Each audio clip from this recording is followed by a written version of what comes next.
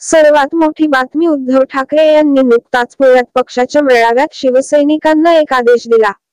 त्यांनी या सभेत अमित शहा आणि पंतप्रधान नरेंद्र मोदी यांच्यावर जोरदार प्रहार केला. त्यांनी अत्यंत जहाल भाषेचा वापर केल्यानंतर भाजपने पण तिखट प्रतिक्रिया दिली.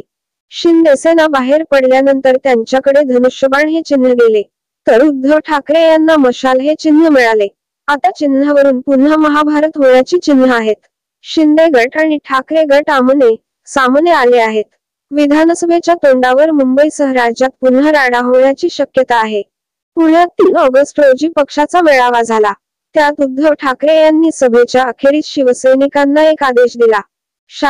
शाखांतील बोर्डावर जी धनुष्य बाणाची निशाणी आहे ती हटवा आणि त्या ठिकाणी मशाल चिन्ह लावा, असा आदेश त्यांनी पदाधिकारी शिवसैनिकांना दिला. त्यांच्या या आदेशामुळे ज्या ठिकाणी शाखेवरून वाद सुरू आहे अथवा ज्या ठिकाणी दोन्ही गट मजबूत आहे तिथे वाद होण्याची शक्यता वर्तवण्यात येत होती. यापूर्वी पण शाखांवरून दोन्ही गटातील पदाधिकारी भिडल्याचे राज्याने पाहिले आहे. खास करून ठाणे, मुंबईत हा प्रकार घडला होता.